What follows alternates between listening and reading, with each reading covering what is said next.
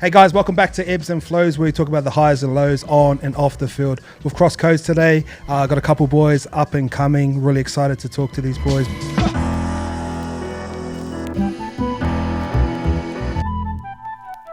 Belly, Mike and Mark, thanks for jumping on. Thanks very much, brother. Thanks for having us. Bro, I don't want to do your last name any disservice, so can you teach me how to pronounce it? Yeah, it's Nawaqanitawase. The Q is pronounced as a G. Yeah, Nawaqanitawase. Yeah, don't be confident with it. That's Bro, good. I was practicing it, but I just didn't want to be any like disrespect there. So, bro, thanks for jumping on. All right, boys. Obviously, I'm a Kiwi. Jagged a bit of a win on the weekend. Talk about the Bledisloe Cup. From you guys were up in the first 40, playing very well. Do you want to talk about that game? Yeah, mate. It was a hard one. Look, I felt like the first 40 minutes was so much fun. Like that's probably the most fun I've had playing a footy game in a long time. Just because like if you're winning as a team, it's unreal. Like, it's great fun, and obviously it's against the All Blacks in Dunedin. Mate, all they do down in Dunedin is play footy. Like it's all rugby, so it's like the atmosphere was unreal, and the crowd was gone. And that first 40 minutes and coming off half time, like. Mate, it was like so much confidence. Like we had so much going for us, and they just chased us down. What's it sort of like getting into those sort of experiences? Like, you guys have grown up, and I've seen what year you guys were born. I'm old enough to remember when the Wallabies were the best side. So over the course of your whole life, you've just seen the All Blacks. I want to say this respectfully, smacking the boys. What's it like to be out there and seeing the haka, seeing the anthem, being at the G, all that sort of stuff? What's that like, bro? Yeah, well, like just seeing the haka, to think that we're the ones standing there now watching, it's pretty special. Also, the big crowds, the way they get around this game, but that's how special it is. It's pretty crazy. And then versing the All Blacks, in the period they have been at the moment where they've been so dominant. I guess the game that just happened, you can see why they're so special. To be able to come back from where they had been, it was shit for us, but it shows you, how good they are, and we got to, I guess, step it up if we want to take them on at the World Cup. Yeah. What was the guy when you guys come into the international game, especially the All Blacks? What was the one guy that you looked across from the opposition and go, "Fuck, that's him"? Did you have one of those moments? Bro, Artie, bro. Artie, bro. Artie? Yeah. My Artie. Bro. My Artie. Yeah, you're Artie. No, yeah. My first test when I was, like, real young, I was like, wow, this bloke is a beast. Like, even, like, on the weekend, my first carried to Artie. Picked me up and walked me backwards 5 metres, bro. I'm 130 kilos. So he just picked me up and walked me back. So it was like, someone like Artie who's just, he's just one of those blokes. He's like similar to our hoops, like our Michael Hooper. Like he just is always there, doesn't go away. Fittest bloke on the field, most aggressive, and he's a leader. He's ruthless. So it's He's not that big too. Like when I watch him play, and the first time I met him in person, I was expecting this like really big. And I look at you boys are massive, but like the way he sort of plays the game, he plays well above his weight, doesn't he? Yeah. No, I say the same thing, Artie, man. Like, mate, the way he's been going over the past few years. Obviously, like we've versed him sometimes in club, but I guess when you put on the jersey, he changes, and the try saving tackle he did, I reckon we could have won if we got that. But, things he does where you don't see as much, goes to show how special he is, and it's pretty crazy to think, we're going up against him like that. So What about in the back line? You sort of look across. Obviously, we're pretty stacked in our backs. And bro, to be fair, give you boys both your flowers. Been holding it down individually. Been playing very well. Who are you looking across at that side? Is it like a Will Jordan? Is it like Caleb Clark? Or I'd probably say like Bowden, either Bowden. Oh, he's a freak, mate, like I grew up watching him as well, and Richie. Mate, like any of those two, when they're on the field, they just, the way they do things, it's like, it's special to like watch. Obviously, it's like reversing them, but it's pretty cool to go up against them. Sorry, you go. Just different sort of power those blokes say. Like our backs are powerful and like it's hard. Like when you like play as a forward and like you play like say in league, you play in the middle and you're mostly running and tackling forwards. Yeah. Like in union with all like the kick chases and the counter attack and that sort of things, like you always find yourself tackling those blokes. But like you got Caleb Clark running back, he's bigger than most forwards. Like So you don't want to get Speed bumped as well. by. You don't want to get bumped by back. So, but no, yeah. Did you see that part of the game when Will cranked Samu? Ended up on the ground, the poor dude. Eh? Shout out Samu, my Yep. boy. Yes, I had Quade in here sort of yesterday talking about you boys and had great raps on you. Told me that you're very bad at playing cards. I was like, bro, what's Belly like? He goes, bro, he's a shittest card player. He reckons you got some stories about punishments. Give us some Bro, stories on those. Man, I've had, because I was the youngest in the squad for a long time. I had this little like toy. His name's Wally. He's a little kangaroo, and you have to carry him around everywhere, bro. Lunch, team dinners, training, and like for me, like Lungy's got it this year, and no one has touched him. That's why I'm so off. Because like the 3 years I had it, bro, I had to strap him to myself. Like I ended up just strapping him to myself because like I was paying fines. I was, I had to. I'll give you a good one. Like we had our forwards coach Dan McKellar, who's like a notoriously pretty hard bloke, like very like Aussie. I'd say he's just Aussie. Like he's just all about getting in the rough and tumble, that sort of thing. And I had to go into a team like selection and team training as he put it up on the board, and had to say I had two choices. I had to go into the skill session and drop every single ball I caught. Oh. So I had to, every ball that came my way, I had to no drop one else and make knew? a mistake, and no one else knew. And afterwards they would tell them, or I had to in the team meeting say, like, speak up and be like, nah, this is Go against bullshit. it. Some of the fines that like some boys come up with. Man, I was like, Those are you're worse. kidding. You'd Oh, rather yeah. pay money. So I'm Yeah. like talking to this guy that like, he's my forwards coach, and like got a lot of respect for him, and he's like cranky, like he gets angry quick, and I've got to say to him, nah, this is bullshit. Nah, we're not doing this, bro. We've done too much contact this week. I'm not doing it, like, and properly. And if I don't do it, then I got to do another thing. So I had to do it proper. So like there's so many things, bro. Like I had to go swimming in New Zealand when it was like -3. So much stuff, bro. Have you ever played the game when no one's allowed to talk to the head coach? No. Next time you go out for dinner, play that game with Eddie Jones. That'll be a bit of a giggle. Oh no, Oh, I wouldn't play it. There's no way I'm playing. Yeah, it's pretty funny because they try and talk to you and all that sort of stuff happens. Just to swing it back to rugby, that game against RG, obviously one of the great tries, and I thought you guys were home. What was that experience like? Obviously growing out around those areas, we're wearing the Aussie jumper. I thought you sealed it, bro. What was that like? Man, yeah. Look, it was man, I had a lot of fun. Obviously, we didn't get the result we won, but man, like all the family in the crowd, some of my mates in the crowd, it was pretty special. And then like you said, like that last moment where I thought we had it.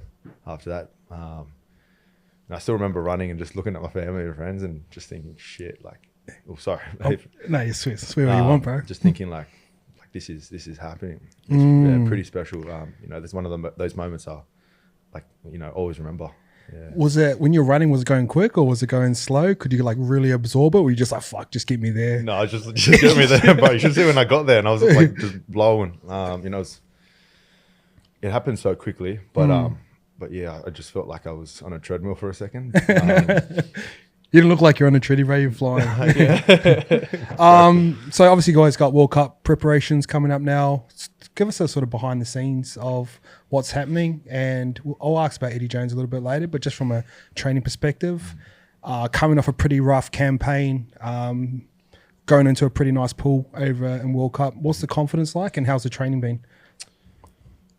Yeah. Oh, well, I'd just say, obviously we've, like you said, we have a bit of a rough patch. But I guess that's the way you look at it.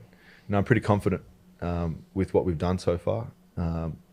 Where we went from the first game, just playing our first 20 minutes good and then kind of dying off. And then, we thought we played most of the game last week pretty good. So we're kind of building. We've only been together for a short time. So I guess now for us, not much time left leading to the World Cup. It would just be about, I guess, just building those connections a bit more and, keep doing what we've been doing because it's working, and just staying confident with that because, we've got the team to be able to do a lot of things. And Yeah, I think for one of sure. those things is winning the World Cup. So, just have a crack. Yeah. What about you, bro? Yeah, 100%. No, I agree with Marky. Like, cohesion's a massive thing in our sport, I think. Like, if you look at the All Blacks, for example, they're a team that have been so dominant over the last decade. And if you look at their spine, not much changes, like maybe one or two swap out, but they sort of get picked up in that and get brought along in that leadership journey. Like, and I feel as though we've had like a spine and a lot of older players that are vastly experienced that have like sort of been that rock for us. And now for like guys like me and Marky, who are obviously the younger guys, it's sort of allowed us to develop. And as a team, it's been like a massive thing. Like we've, obviously we started terribly against, our first game against South Africa, which we weren't happy with as a whole, and then you slowly built on everything. I know you boys are big, but they're big, aren't they? Don't get me Crazy. started, bro. Like, man, when you like, that was my first time going over there, and like you hear about seeing how big the players are, but you just go over there and everyone's just like, I don't know what they're feeding them over there. Bro, next level. Like Yeah. there's some of their boys, man, like 6'9" and way bigger than you. Like, and can move. Like, that's the crazy part about it. Yeah. You're not spotting them up behind them, or they can No. follow you. Exactly right. Yeah. Like it's next level. Like I don't know what they feed them over there. All right, the coach Eddie Jones. I think he's great for rugby. Obviously, I'm a leaguey. He brings a lot of attention to you guys, and I don't know if it's always good or bad attention. But behind the cameras, behind the press conference, behind his podcasts, what's he like to deal with on a day-to-day basis? I think he's really for me, that sort of head coach is something that I probably need. He's someone that it's like tough love. It's like, he pushes you to be your best, and he comes from like the position of, you don't want to look back in 5 years' time. Something he said to me that I can share is like, I don't want to look back in 5 years' time and, I could have been this player and I could have had this effect on like rugby in Australia, but then you don't, and you don't want to have regrets. And that's something that he harps on, is that, he's just going to keep us accountable. And obviously training, like the amount of training we're doing and how hard we're working is crazy, but it's to break those bad behaviours and get better as a team, and then it'll slowly like peter off. But we're in a moment, like in a phase now where it's a lot of just storm. Everything is crazy, but we're getting better dramatically, and that's what we need to do to get to where we need to get to at the World Cup. What about you, bro? Yeah, I'd say very similar. Probably sum it up like he's very good at challenging everyone, and like that's from staff to players. As much as we work hard, he's very good at motivating us to do it. Like he's, as much as like there's some negative stuff there's always a lot of positive reinforcement as well, which is good. Yeah. And that actually, I guess for me personally, like he gives a lot of confidence in me to go out there and do what I can for the team. And I guess that's what he's trying to build with everyone, just having the confidence in what we're doing, but making sure we're challenging ourselves to get better while we're doing it as well. He's been really good.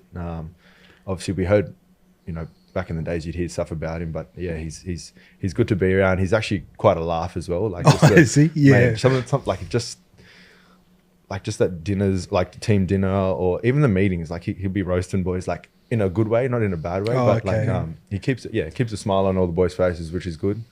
The banter's funny. Yeah, it's funny. Like, Has he got it like that, does he? Yeah. like, it's real good. His banter's next level. It's hilarious. We've got this bloke in our team, Blake Shop.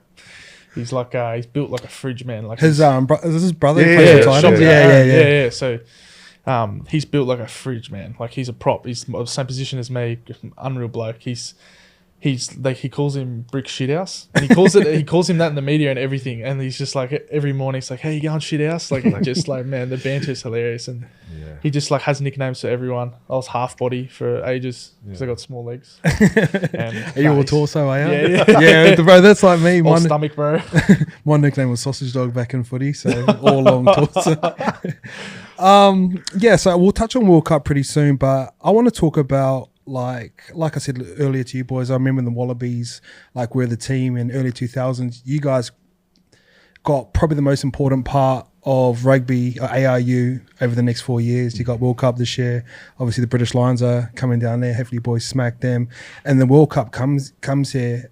I know your guys' job is to focus game by game and World Cup and just do your best, but do you ever look outside the game in terms of like media? You see AFL growing, you see NRL growing, and I come from New Zealand where rugby's so big. Do you feel like you guys are getting lifted out a little bit? Like you said, it's evident rugby isn't what it used to be, sometimes it does get brought up. Like for example, Eddie has told us, like we have the opportunity, to bring that, I guess, that passion and that drive for the game back that we haven't had in a while. So it's definitely there. I guess it's just up to us to be able to go out there and change it, I guess. Yeah, like my thoughts around it are like, if you're successful, the game grows. Like obviously in New Zealand had so much success. That's your sport, it's your nation's sport. It's something that's followed so closely. In Sydney, there's so many rivals, so many rival codes. There's so many different sports now that are competing for that market, and you got to look at it that way, because it's not in Sydney. There's like how many league clubs? Like eight, 10 or something league clubs. So it's like too much. It's like, so like we're competing with them, but I think it just comes down to winning. Like if we start winning, we push this World Cup to try and win it, and we get there and we win it, and then we come home for a home line series and a World Cup. You'd be surprised, man. Like that line series, like it's a different world over in Europe. Like rugby is everything in Europe. Like it's a different world, bro. Like you go over there for a spring tour, and the crowds, everyone knows. Like people, like in Japan, like they turn up with dolls, like of you. Or players. Do you want to got a long torso? Dolls, yeah. Well, what's mine fat? But like yours got a 6-pack, bro. Yeah, exactly. But yeah, like it's like overseas, it's crazy, bro, and it's like it's bigger than anything. Like it goes like football and then rugby union, and then like a league wasn't a real thing over there. But and like when the games are playing in those towns, like you got Cardiff, Murrayfield, like Scotland, all those places. Twickenham, the stadiums, Twickenham, bro, they're amazing. It's always packed out. Stard, where Marky played there, and where we're going for the World Cup, bro. It's a different world, and that's something that like we'd love to bring back to Australia. Like that's the thing. That's what you're talking about. Like at the moment we don't have that, but we do have the opportunity to bring it. Yeah. So we do, like, you do think of it sometimes here and there. I was at the G when you guys were playing, and I remember just sitting there looking around, and 100% you'd never be able to fill a league international game. If you had Australia versus New Zealand, we'd probably struggle to fill out like Bank West. So if you look at international rugby in Australia, it's still very well supported. It's just the club game, like our club game in NRL and AFL is really big. AFL's like I was at Collingwood the night before, same crowd, bro. It was crazy. So their club football is really good, NRL's thing. But you guys internationally, it's fucking exciting, bro. Because you know what it is, bro. In NRL, like they'll have an international comp, and maybe a couple guys from England will come, or a couple random dudes from like Lebanon. But it's basically just basically it's just an NRL just playing each other. But they play thing like when the Lions come down, like Farrell might be coming down. There's guys that you've never seen play in person, and you understand or interact when you guys play France. Like I understand their history, so I want to go see those guys play live where we don't really have that in league. So. I think it's going to be a prime time for you guys to come through. Yeah, it's going to be a lot of fun. And like, if we get to be a part of it, it'd be unreal. Well, I don't know about Marky's year-to-year basis, mate. So save the notes. You're going to have to contact his manager to ask about that one. That segues nicely. Thank you. Bro, so you're sort of signing year-by-year contracts. I got a quote from you in there. In a perfect world, I like to stay in rugby, but there's always a but. There's obviously other things out there that might interest me. Quote from you. Soccer, bro. What does that mean? Well, the way Saudi Arabia is going, You play golf, bro? Or try and get on that little crew? Play ping pong, bro. Yeah, that's just, I guess, being lucky enough to play footy at the moment. And I guess, look, I'm signed for another year. I've still got another year here. But, after those, the next years after that, I guess they're open. So, like the quote says, I'm open to anything. But at the moment, just focusing on the next few steps. You might have a future in politics after that answer.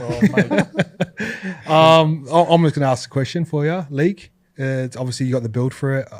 Very evasive the way you play, very active. I watch you and Kurabita get around, hardly ever on your wing, taking carries all the time.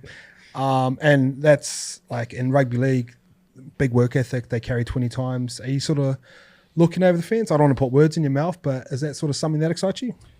Yeah, look, I'll say it's there. Like it's definitely an option.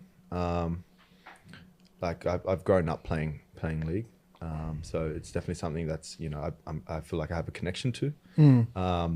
So that's why I guess in the sense that I'm open to things that may come or may not come. Who knows? But yeah, at the moment, obviously just playing my union. You're good. You're The good. way he's playing now, mate, he won't be going anywhere. Yeah, The 100. 10-year deal's coming out soon. Come on, man. Another league question. Obviously, Swali coming over. So you sort of seen that the type of money he's getting, and obviously, hopefully, the rising tide raises all ships and all that sort of stuff. What's some couple league guys from NRL that you'd love to put the gold jersey on with? Is there any guys that really stand out to you? Oh, that's a good question. Cam Murray, 100% would be one. Everyone says that. Was he that good? Was he? Bro, when I was at school, I was in year 9, and I was watching him play first, like 15 in our school system.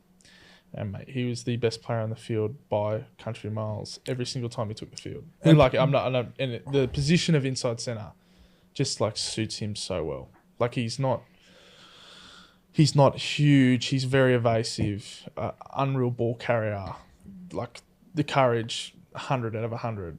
And he would just be, I reckon, the best inside centre. Do you reckon I know it's more of a luxury, but do you reckon it's nice to have a 12 that can kick? So I look at like Geordie Barrett. He hits him sweeter than most. Yeah. Would that weigh him down, or just Oh, build it around him, eh? There's guys who don't kick, who don't generally kick. Yeah. So I don't think that would stop him from, I guess, getting Being anywhere. effective. Yeah, but being effective. Like you can do it. Like you said, he can ball carry.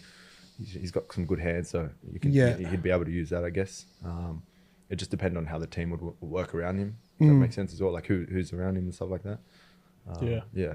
It's weird in union. Like there's a lot of dynamics, like jumping and line outs, that sort of thing. So like, a beast ball carrier who's a back rower could end up not getting picked because you need to pick a 6 or something that can jump in a line out because you don't have enough options. Oh, okay. So it's yeah. like it's a weird thing. Like that's something we faced this year. Like obviously with Big Willie Skelton, 150 kilos, it's gonna be hard to get in the air. So you got like people like him, but then you got like people in the back row like Tom Hooper who can then take his line out load, and then we can have him in the you know what I mean. Like it's a How big's he, bro? balance. How big's Hooper? Tom Hooper? Because he just ran over D-Mac big. pretty easy, eh? Yeah, he's Bro, like, he's huge. he's half body as well, apparently. Yeah, he's half body. He gets that as well. He gets that in the chat. Nah, he'd be 6'4", 6'5", same, maybe. yeah. A big build, big fella. Yeah. Any other guys? Obviously, Cam Murray's like the obvious one. A lot of people say. Any? I'd probably say I'd put Payne Haas in there for sure. 8? 8. 6. I'd probably put him 6. Yeah. Like big boy, just carry and tackle. He's the ball, bro. And literally, that's like keep it simple for him. I think he'd do some damage. Obviously, look at him. He's obviously doing a lot of damage in the NRL, and mate, his engine. I've heard his engine's unreal. So Yeah. he'd be pretty good. Fuck, it's pretty exciting, eh? Bro, honestly, like, because I'm a rugby fan, and I hope a few of those boys come over and like give you guys, because I watch you play, bro, and you, Kurabiti, you guys are so hard to tackle. And I watch the All Blacks, like their whole back line is like a little bit annoying to tackle, you know what I mean? It makes a difference, and obviously you guys got to lay a platform for them to do that. But I hope it comes, man. It's going to be an exciting time for rugby over the next couple of years. What was it like, Alatoa going down, obviously Achilles in the scrum? Oh, bro. Does that shit sort of scar you? Oh, you're right. It would Scrum. scar like a player. Like scrums are just a weird thing, bro. Where like you've got like tons of weight going through your body. Like, and I just say tons. Like I think it's like 2 tons of something going through your back. Like especially at the front. Oh really? Is that the weight behind it? Yeah. So Shit. like it's you're transferring a lot of force through your body. So there's obviously always a lot of injuries in the front row, and there's so much weight and load, especially on a tight head on the right side of the scrum. Al's a beast. He'll come back better than ever, but it's just unfortunate. Like he was our captain, he was our leader. He was probably one of our better players, and he's like tight head. We need some tight heads. Like he's world class. So it's. I don't know the difference. I know where they sort of stand, but what's the big difference between those two, tight head and loose head? Well, I reckon loose head's like a lot easier, and I'll say that. That's because I play loose head, but like tight head, you have to be crazy strong. Like you just have to be very strong. Like Just in the scrum, mate. It's just in the scrum. Like technically, a lot more. Is it like a different type of strength? Or? Yeah. Like you look at Taniela Tupou, he squats like 300 kilos and benches over 200, and he's 145 kilos, and he's huge, and he's so strong, bro. Yeah. But like I could never replicate that on the right side of the scrum. It's like left side's like you're against, my head's on the outside, I'm against one person. Oh, it's your nice head's out on, there. Yeah, you got a bit of it's room nice, out there, it's bro. good, nice to breathe, Practically bro. your back. Whereas Just he's in the Another flanker. Bro, he's in the mix, bro.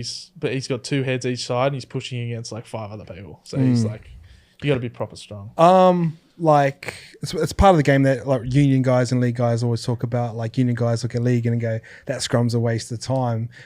Us leagueies watch a union scrum, it collapses 3 times. We're like, you guys are wasting time. What's it like being rolling into a scrum the first time? Because I hear Phil Kearns talk about it. Like, oh, this is the part of the game that we love and sort of shit like that. Is it actually like that? I don't, you're in the I feel like he's throwing that off to you, bro. Yeah, it's a love-hate relationship. It's good when it's going well, but it's like definitely a hard thing that I've had to learn. Like, you come up against blokes that are 33 years of age and 145 kilos. Like, my starting debut for the Wallabies was against the Springboks, and I went up against Franz Malherbe, who's 145 kilo farmer from Bloemfontein. Got that country strength, eh? Bro. Yeah. And like I got pumped. And like my first scrums in Super Rugby, Nella sent me off. Like I went off the field. Like I got carded for scrums, which is like unheard of. So like it took me like a lot of lessons to learn actually how to scrum and how to do it, especially as a young bloke. But like but I love hate. Like training scrums, no, not great. Like Yeah. training mauls, not great. Yeah. Like it's all in a grain of salt. But in a game, if your scrum's going well and you're dominating the other team, there's no better feeling. So it's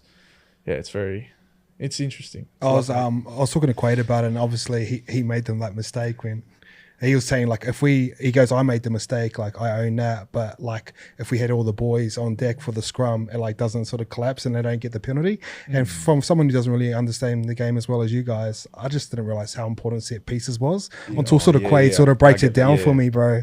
Yeah. You got blokes in Europe who are like 140 kilos, can't do anything else around the field. Yeah.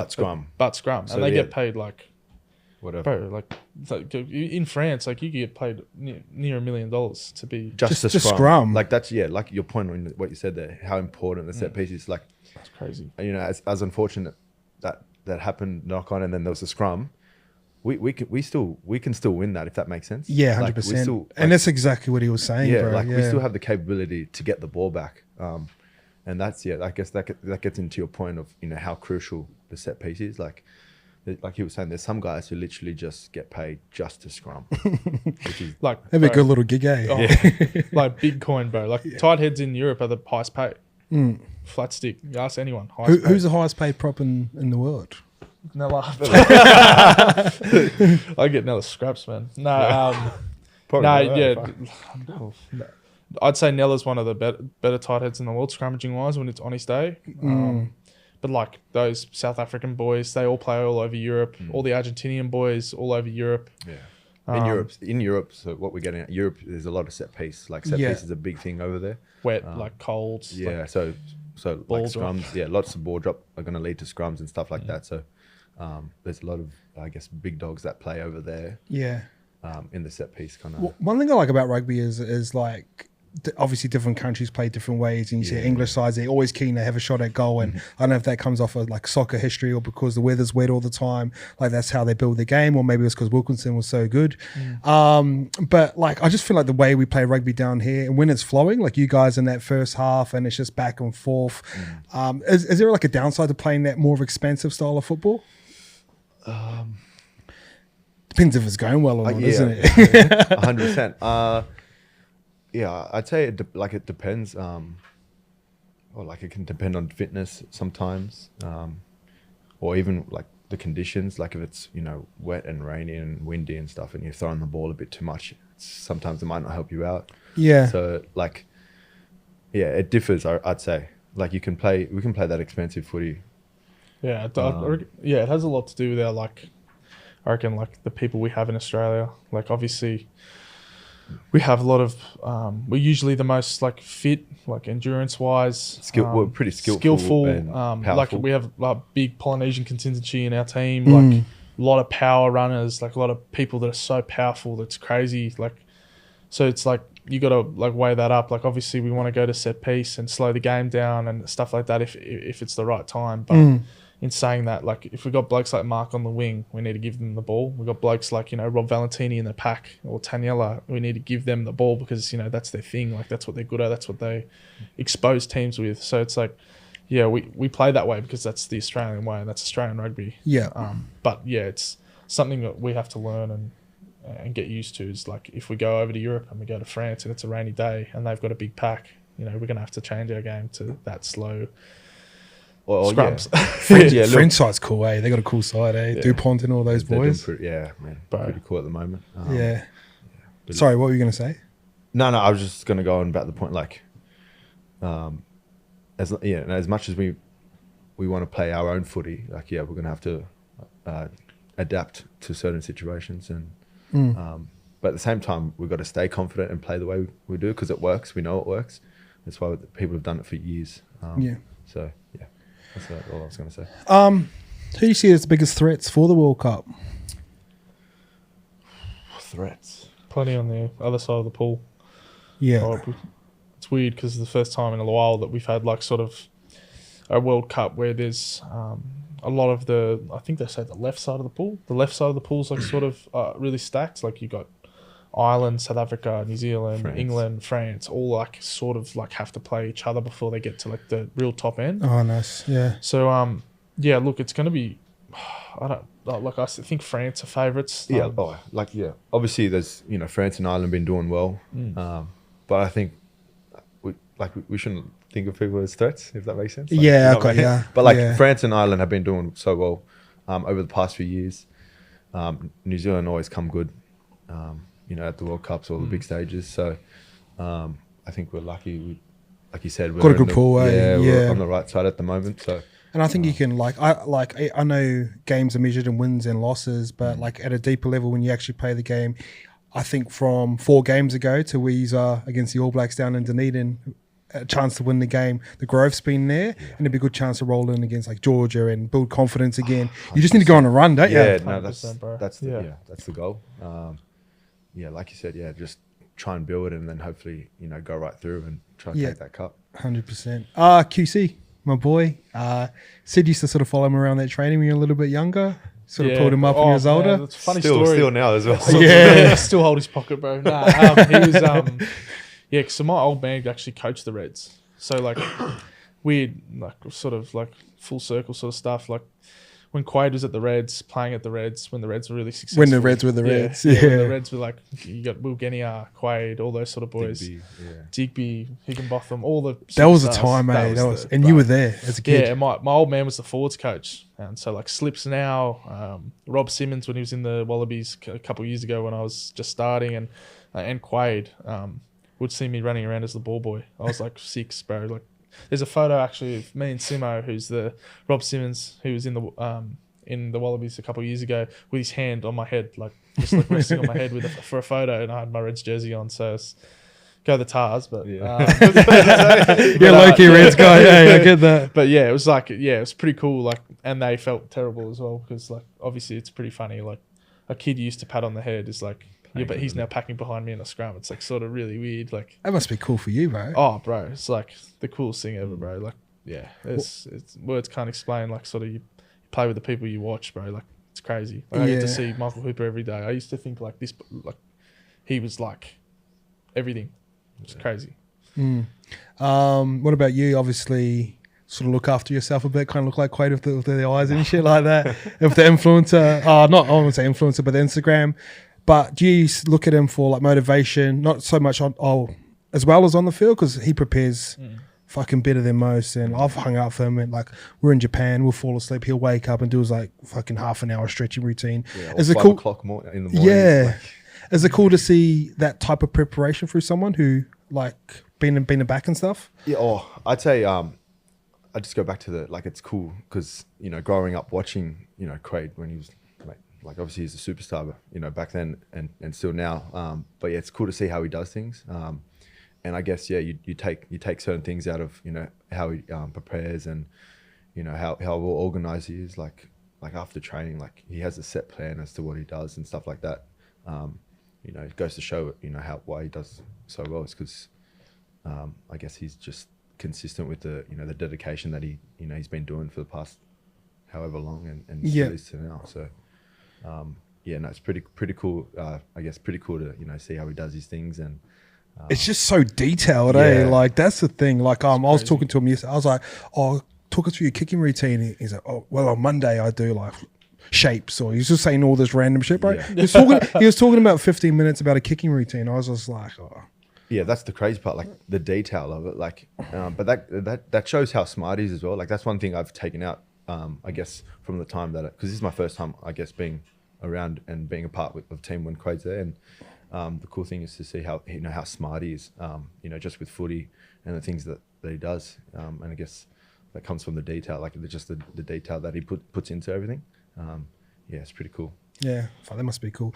I talked to him a little bit about rugby, and we sort of have these conversations about like players can't really be themselves, and the same conversations I have with Artie, where because the All Black system's been so strong for so long, that culture that they've developed is all about team, and then I wouldn't say it's not celebrated, but it's hard to be an individual person out there. But one thing that Quaid always, he said this a couple times, and I think Super Rugby is great because it's had its time, and obviously the South African teams have left. Do you think it would be better if the Australian teams pulled out of Super Rugby, like you never played New Zealand, but you all went into club rugby? Because I live out east, like Beasties, obviously the Wicks. I lived in Manly for a bit. Like those games are massive. Do you reckon it'd be better to build the game through club level, or do you miss out on the development of playing Super Rugby? Sorry, long-winded question, but I hope you... Yeah, I reckon you need some sort of representative footy between like the Wallabies and club level. Obviously they did it a long time ago, actually, like early 2000s, where like you would get picked out of your club team to play for the Wallabies. So there are a few blokes that like playing first grade for Sydney Uni on a Sunday, and then the next week they were in Wallabies camp playing against the All Blacks, starting against the All Blacks. So it's like, I think there needs to be that buffer. Obviously, there was the NRC for a bit, which was another step. We actually played. That was when we came sort of through. That was the last year of it. So we played for country. Yeah, from the country. But we played for New South Wales country, and I just think like, the Waratahs and the Reds will always be there. I just think like I think that like we need like a South Africa. We need like the Argentinian team, the Japanese team. I reckon it's.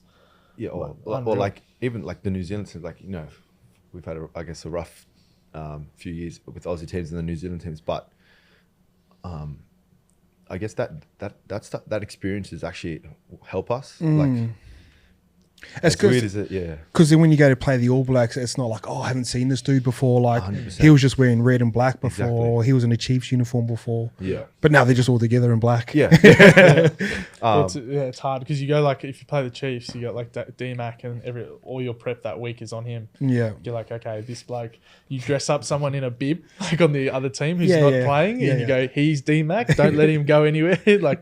And then like they all come together for the All Blacks, and every single player is like at that level. So then like watch everyone. You're sort of like, okay, everyone can do everything. So it's like there's no weakness, there's no chink, like there's nothing we can go after. It's just all, we just got to all buy into the team plan and hope that our team plan, and we do it as hard as we can produce a result. So. But one of the theories he sort of brought up in club rugby was that like, because you guys haven't won for so long, like it'd be nice to see. Like I remember when the Tars won, like maybe 5-6 years ago, like how big that was. So the Australian public isn't used to an Australian team winning, and then therefore they go follow that. And like you said, like you guys struggled in the bleed for the last 20 years, and it hasn't been your guys' fault, but you still pack out the G. Yeah, it's fucking crazy. You know what I mean? So I think that was the point he was always getting across. Yeah, 100%. Like rugby's always going to be big over here, I believe. Yeah, it's just got to get bigger.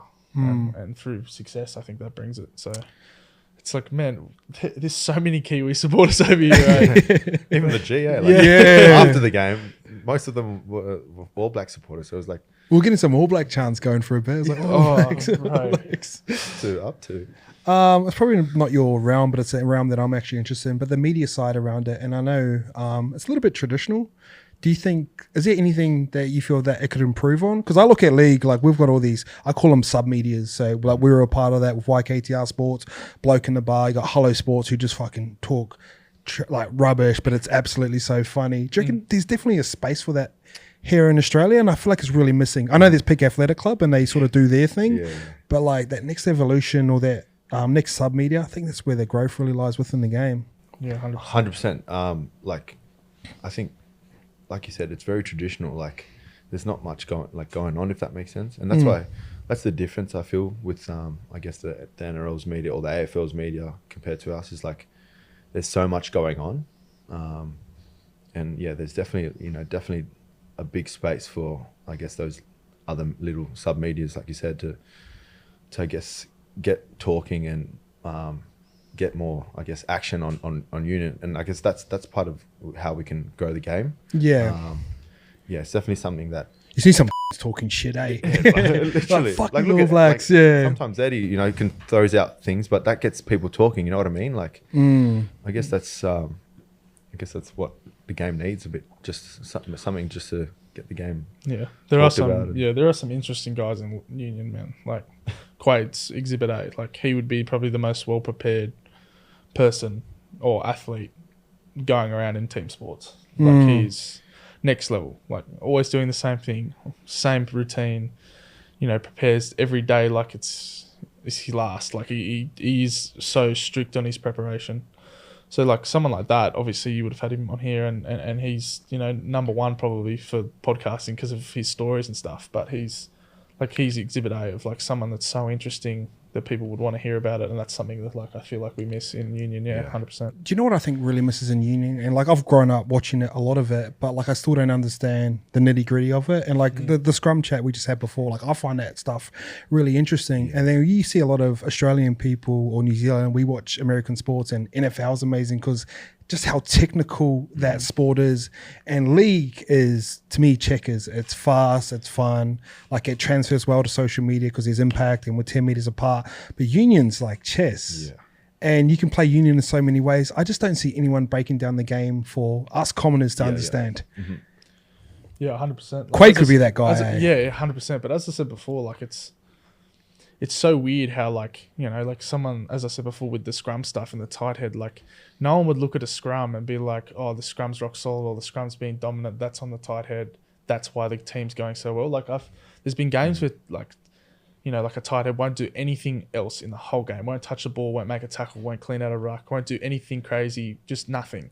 But he'll scrum the other team off the field and he'll walk off the field into the change room. He'll be man of the match. He'll be celebrated. Yeah, I love that. So there's so many different things that like you can be good at. That's why I reckon rugby is so good. Like you don't have to be big, you don't have to be buff, you don't have to like be like the best tackler, the best runner. As long as you've got your niche, like if you can kick goals 60 meters out, you'll get picked in a team because like that's something that like if you're ticking the scoreboard over, like, if you have your thing you're really good at, then that's a little piece of the puzzle that you can add to a team, and that's why I reckon Union's so good because it's a game for everyone. Like I'm a prop. I wouldn't me to transfer to league now would be virtually impossible because I'm too big because of how I have to push in scrums. And same as like the other boys who are like tight heads and stuff. It's like his niche is in rugby union as a tight head because of what he brings to a team. So it's everyone's got their individual assets. Yeah. What other positions, like say like we've broken down the scrum pretty well. Like how important is like a line out? Is that just as important as a scrum? More important or evens? Like, there's line out callers. So like that's the other crazy part. Like I'm a back, but it's so cool to watch these guys like do their stuff. Like the second rollers, like the tall timbers we call them. Mate, the stuff that they have to know and like just the way they call it, and they have to work with with the back line because we need to know how the ball's coming out.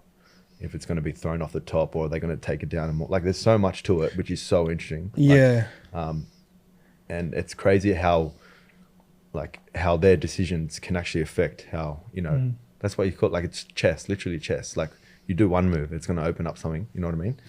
Not giving your calls away or anything, but like I hear hookers, like they just ramble out numbers and it reminds me of like a quarterback in NFL.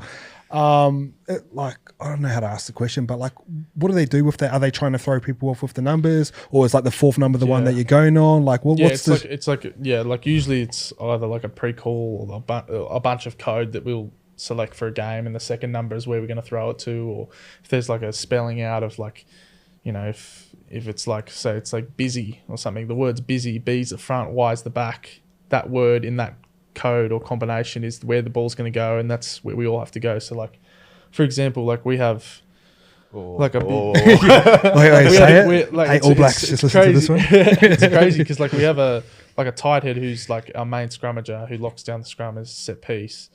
You pick Will Skelton behind him because he's 150 kilos and he can get the scrum going forward. You're not moving, yeah. And then you pick like someone like Nick Frost who's 6'9" and light and can operate a line out really well with back rows around him. So like he'll go and talk to Quaid or Carter and get the call or the play sheet that that we're going to run, like the pattern, for example, and then he'll come back and make a decision on the line out call whilst looking at the opposition. So like if Sam Whitelock's chocked at the front, obviously we're not going to go there because like we'll win the ball. Yeah, and then he tells the hooker. And then the hooker will come in. So you guys say you guys kick out, you guys are sort of walking. Is there conversation starting so many there? conversations, Oh, bro. okay. It's something that I like struggled with originally as well because it's like there's so much information you have to process every play. You got to process all the information, understand where you're going and what you're doing. It's like and where you have to stand, whether you're going to get the ball, whether you're going to be like a decoy or. And everything like in our attack has to be moving, so like it's deception everywhere. So hopefully, where the ball goes, we break the line. So Next minute, hooker. yeah, Oh, not straight. Scrum. yeah. Fuck you. What are you doing? back to scrumming, bro. Yeah. Interest outside of football. Obviously, we're talking a lot of rugby. You do a lot of stuff with waterability. Yeah. Very good on you. That's pretty cool. Thanks. What made you get into that? Well, yeah, it was after a spring tour, my first spring tour actually. I got COVID over there, so I was playing for the Barbarians. It's a team that Quaid just played for. So Barbars are cool. They're Bro. club rugby wise, they're one of the coolest teams ever. Bro, Because they just play footy. hectic week, bro. So we're in London in Mayfair, like probably one of the best places in the world. And we did the whole week like it's On the a piss. week of It's a drinking. piss up, It's a week of drinking. And Renz was our coach as well, so we had heaps of Aussies in the team. With just a week of drinking, had so much fun, like travelled all around, winter wonderland, like everything. And then we got to the last day. We're all doing rat tests every day. Did a rat test, and Dwayne Vermeulen, the big Safa number 8, he tested positive. And we're like, oh, God. Like, come on. Like, let's just play. And then he's like, no, we're all getting PCR tests. Anyway, Dwayne Vermeulen didn't even have COVID. I had COVID. Oh, and so Rob you Leota ruined had it. COVID. And a few of the other boys had COVID. So we got locked down that day. The next day we were meant to play Samoa. Didn't end up happening. And then when I flew back, I had to do 3 days in isolation. And yeah, I just felt like... You're on the come down. Exactly, bro. It was, yeah, Yeah, a week 100%. bender I know, into bro. And then like I just felt like there was, not no substance in my life, but something that like, I could attach myself to that was not about me and not about, I guess rugby, and something that, I could give back to someone, if they needed it. And that's where the relationship fostered. And obviously spoke to Steve Dreslow, who's the founder. I know Stevie. Yeah, good dude. Stevie. Yeah. And bro, just hit it off from there. And I was just looking after a kid called Joey, who's a bloke that I'd take out. He's a young boy. He's 13 now, I think, and he's non-verbal, high complexity. Like he can't do anything for himself, and we just go out for a day in Bondi and we have a blast, bro. So it's like it's simple, but it's just something that I thought I could give back for. Yeah, 100%, bro. That's pretty cool. Yeah. Obviously gives you a bit of balance and perspective on life too. 100%. Bro, 100%. Like it's crazy to think like how You families think are like affected. losing, yeah. You think it's losing the scrums like bad, and you're just like Bro, you got and then families. you go home and like, like the whole family's based around one individual in the family. Obviously Joey, in my case, where it's like life isn't. Yeah, it's crazy. They give up so much just to support Joe and stuff like that. And yeah, they can't like leave him. Like you can't be without him. So they can't go for dinners. Like you can't go for a walk. You can't walk the dog. You can't go for breakfast together as like they're a happily married couple. yeah. Yeah, just things like that, and what ability allows them to live a bit of normality for a bit. So I love that whatever is like sort of KPI. It's not like just make sure they have fun. Like that's what they measure on. It's pretty cool metric to sort of go on. Yeah, it's good, bro. What are you up to outside of rugby? Besides heading to New Zealand? No, man, I'm pretty chilled at the moment. Obviously, footy's my main thing, but mate, just got a big family. Like to look after my family a lot, and at the moment, just chilling. At the moment, just footy. All right, boys. Last question, and it can be a rugby one and a personal one. What legacy do you want to leave behind once it's all done? Just say being a winner, bro. Like you can be like a successful individual and play rugby at a high level for 10, 20 years, but I just feel like what separates you from other people is just the amount of success you have in the sport. So like look at Richie McCaw, he was a great player, but like what separates him from other sevens is that, you know, he was World Cup winner twice. He was, you know, Bledisloe winner how many times, you know. Fine. So I just feel like being successful is like a big thing, and winning as a team, like, and as a country, like representing your country, bro. Webb Allison 2027. Bro. Imagine that, 23, bro. bro. 2023. No, I mean in Australia. Oh, Yeah, yeah, Yeah, imagine that, bro. That would be hectic, bro. It'd be unreal. What about you, bro? Yeah, obviously the winning part of it is pretty special. Which sport? Yeah, basketball. No. Oh, you play ball as well? Oh, No. Don't ball up a fucking bit. play Yeah. No, I'd say look, obviously the winning part of it's, I guess the main part of it. But at the same time, I want people to know that you know, just to have fun. I guess like. It looks like you have fun when you play footy, bro. Yeah, like I guess that's the best way to do it, is having fun. But for me, I guess having fun, if people can see me having fun, they're gonna, I guess, be happy. Like for me, family's a big part, and the smiles that I you know, like after the game and seeing my parents or my cousins and that, just to see how happy they are sometimes, you know, after like, you know, seeing me play is pretty special. And it's pretty cool. Sometimes you go around town or you know, in the shops or something, and there'll be some kid there, and it's just like, you know, they just seem like a bit starstruck, which Yeah, is that's cool. which Yeah. is crazy. And it still gets me every time. Like you know, and it just makes me think like how cool that is. Like this kid just, you know, sees me playing and he's so excited about that, which is pretty cool. So I guess, yeah, just if I can, you know, I don't know, make people happy by the way I do things, like just having fun, that's pretty cool. And I guess, yeah, the winning side of it with that, is kind of... Oh, it just makes life easier, doesn't it? Literally. So much easier. All right, boys, I just want to say thanks for jumping on. Obviously, wishing you guys all the best at the World Cup. Have you make the final and the All Blacks pump you. So thanks for jumping on, boys. Cheers. No, Cheers, thank you very brother. much for Thank having you. us.